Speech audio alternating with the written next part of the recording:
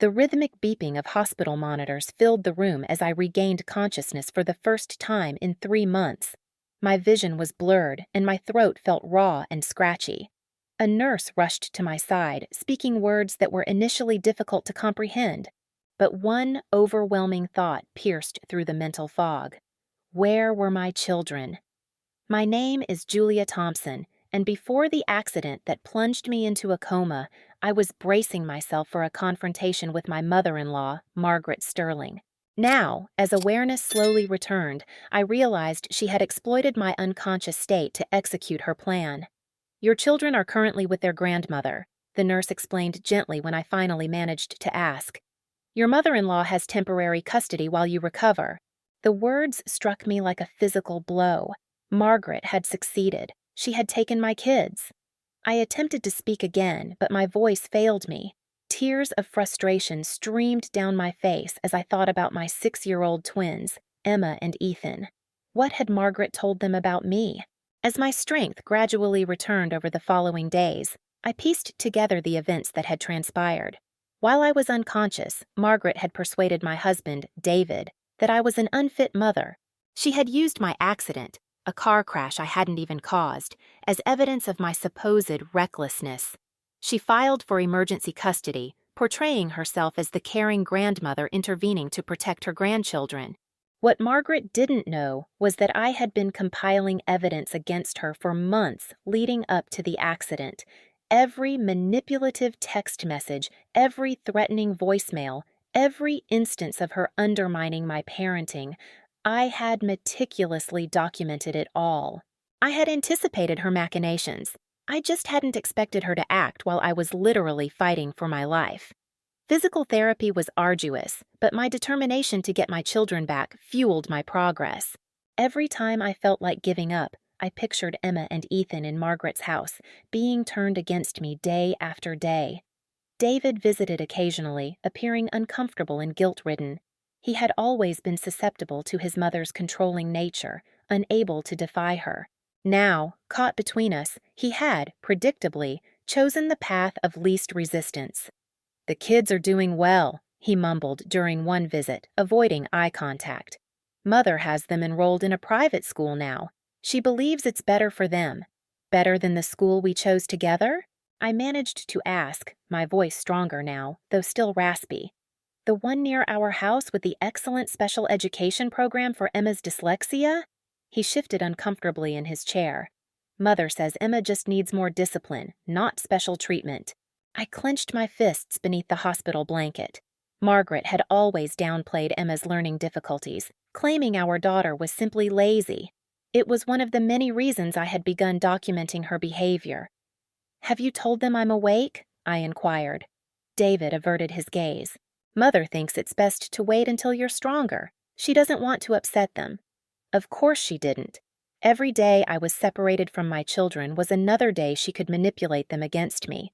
But Margaret had underestimated me. She believed the accident had presented her with the perfect opportunity, but she was oblivious to what awaited on my laptop at home and in a safety deposit box at the bank. The day I was finally discharged from the hospital, my best friend Amy picked me up. She had been monitoring Margaret for me, gathering additional evidence to bolster my existing file. "She's gotten worse," Amy informed me as we drove to her house, where I would stay while I continued my recovery. "She's been telling everyone that you were drinking the night of the accident." "I was at work," I said, anger flaring within me. "There are security cameras and witnesses." "I know. I have it all documented." Amy glanced at me. "She's also been posting on social media about how the kids are finally in a stable home environment." "I've saved screenshots," I replied grimly.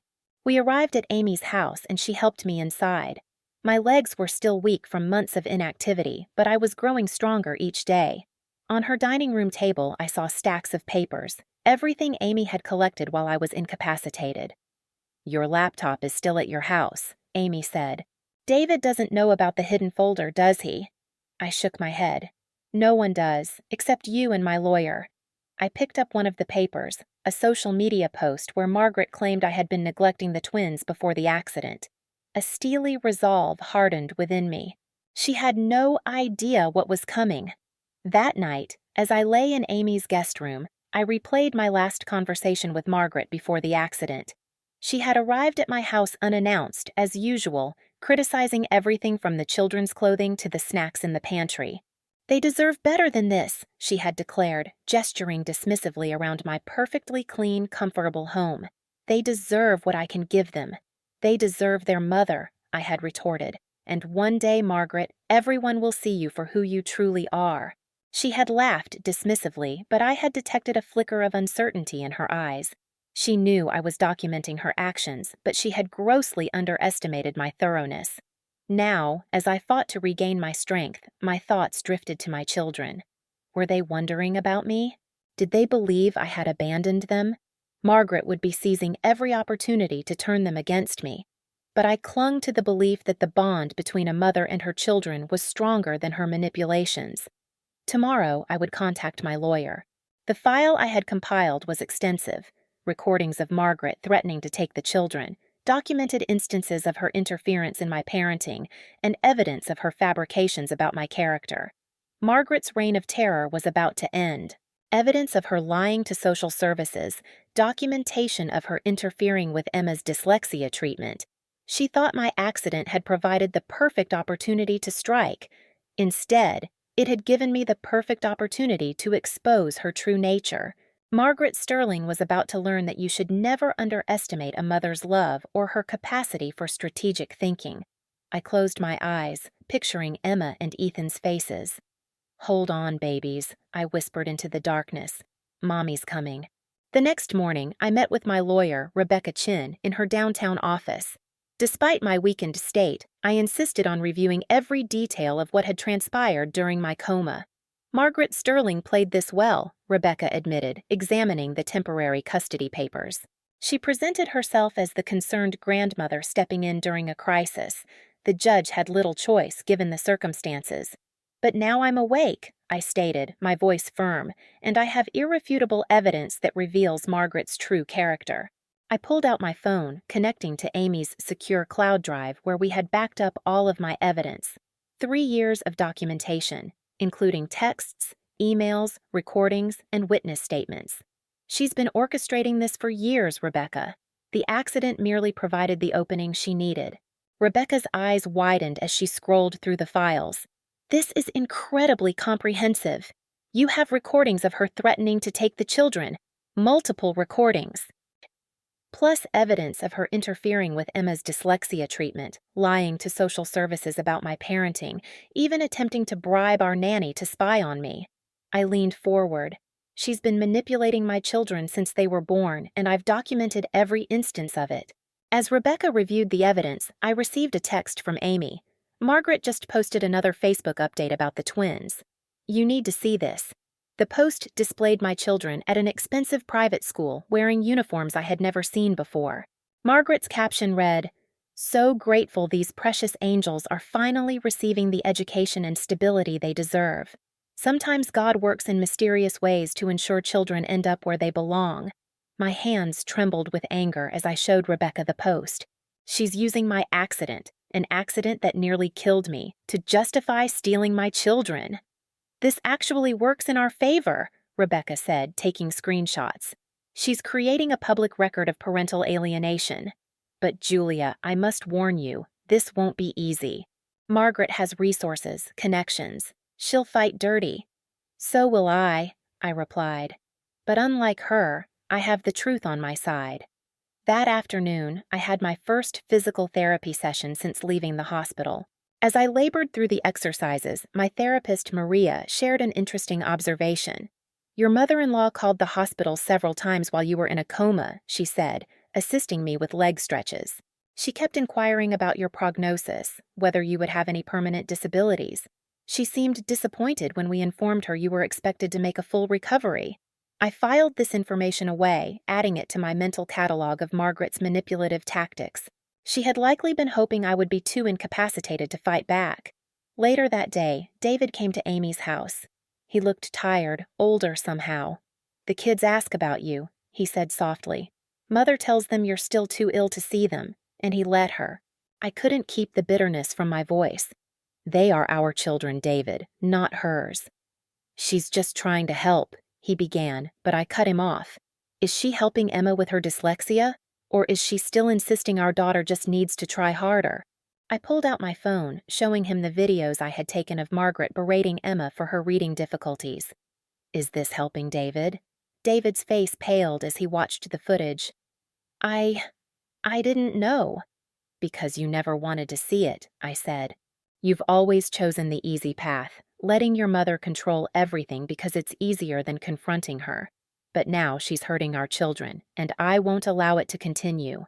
I showed him more evidence, the text messages where Margaret had outlined her plans to take the children, the recordings of her threatening me when she thought no one was listening. With each revelation, I watched the carefully constructed image of his perfect mother crumble. "She's not who you think she is," I said quietly. "And deep down, you've always known that." He left, looking shaken, and I knew Margaret would notice his distress. She would demand to know what I had said to him, attempt to reassert her control. Let her. The cracks were already appearing in her carefully constructed facade. That evening, I received an unexpected visitor, my former nanny, Sophie. She had quit shortly before my accident, and now I understood why. "Mrs. Sterling offered me money to spy on you," Sophie confessed, sitting in Amy's living room. "When I refused, she threatened to ruin my reputation, ensure I never worked as a nanny again. I was terrified, so I just quit. I'm so sorry, Julia. I should have told you. Would you be willing to make a statement?" I asked. "Legally? On record?" Sophie nodded firmly. I saved the emails where she made the offers, and I recorded some of our conversations. I knew something wasn't right about how she was acting. Another piece of evidence to add to my arsenal. Margaret's web of manipulation was vast, but she had made one crucial mistake. She assumed she was the only one who knew how to play the long game. As I lay in bed that night, my phone lit up with a text from an unknown number. It was a photo of Emma and Ethan, clearly taken secretly. They looked sad, subdued. My heart ached. The game was on. They looked sad, lost. Beneath the photo was a message. "They're where they belong now.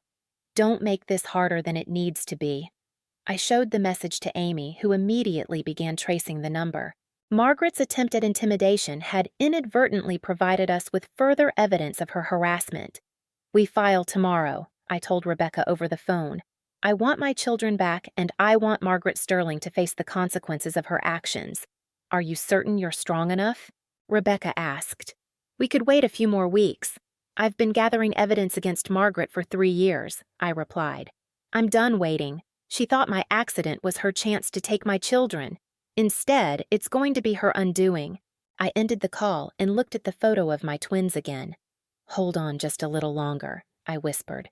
"Mommy's coming for you, and this time, no one will ever take you away from me again." The next morning marked the beginning of my counterattack. Margaret Sterling was about to learn that she had made the biggest mistake of her life when she decided to target my children. Because while she had been playing the role of the perfect grandmother, I had been meticulously building a case that would expose her for who she truly was, a manipulative, controlling woman who had finally gone too far. And I was going to make sure everyone knew it. The courtroom was silent as my evidence against Margaret Sterling played on a large screen. 3 years of documented abuse, manipulation, and calculated attempts to steal my children were laid bare for all to see. Video clips showed Margaret berating Emma for her dyslexia, calling her lazy and stupid. Audio recordings captured her threatening to take my children away. Emails revealed her attempts to bribe our nanny and deceive social services. I sat ramrod straight in my chair, my gaze fixed on Margaret as her carefully constructed facade crumbled. She grew increasingly pale as each piece of evidence was presented, her perfectly manicured hands gripping the arms of her chair. And while Mrs.